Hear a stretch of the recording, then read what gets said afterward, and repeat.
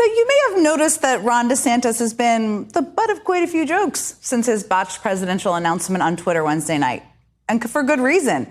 Those waiting to hear him declare his candidacy were forced to endure 26 minutes of delays, interruptions, and false starts.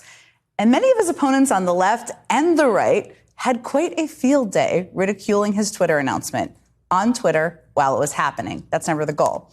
Given the hype, it's safe to say it wasn't in the DeSantis campaign communications plan for the most common descriptions of the event to be words like meltdown, disaster, and worse. Of course, this wasn't the first time DeSantis has endured this kind of mockery. There was the response to those stylish white boots. Those are the ones he wore to survey hurricane damage. There was his extremely awkward laugh at a campaign stop, which went viral and is still uncomfortable to watch. And of course, there's his reputation for eating pudding with his fingers, which was even referenced in a Trump super PAC ad. We could all spend the remainder of the Republican primary talking about awkward DeSantis moments. There will be more.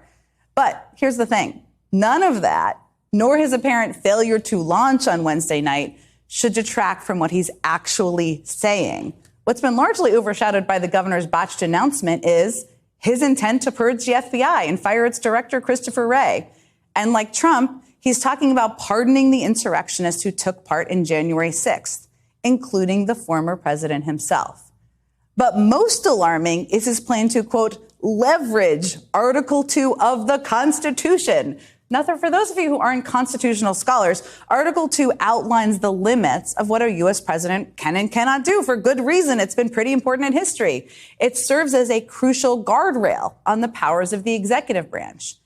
And DeSantis has made repeatedly clear this week that he's not actually interested in any limitations or guardrails at all. He's already forecasting that if he's elected, he'll find ways to sidestep constitutional restraints on presidential power. Here's what he said during his announcement on Wednesday. I understand the different leverage points that you would have under Article 2 of the Constitution. I studied that a lot at becoming governor about Florida's Constitution, doing the same thing for the federal Constitution. And you've got to know how to use your leverage to advance what you're trying to accomplish. The guy has a law degree from Harvard. I mean, he knows what Article 2 of the Constitution says. And he's effectively telling you he wants to do an end run around it.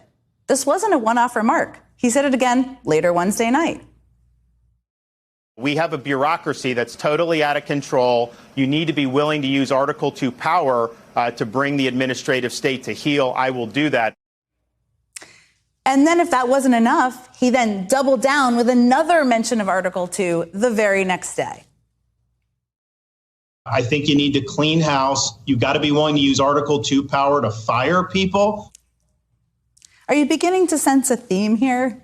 Clearly, DeSantis is pitching himself as the guy who will wield power in a way that extends even beyond what Trump did.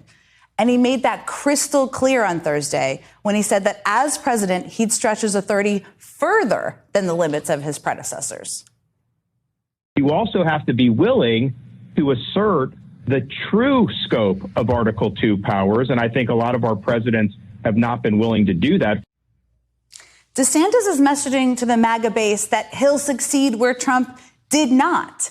And let's remember, Trump tried to get away with a whole lot. For DeSantis, this is not about leadership or finding consensus. It's certainly not about his respect for the office he's now seeking or the Constitution.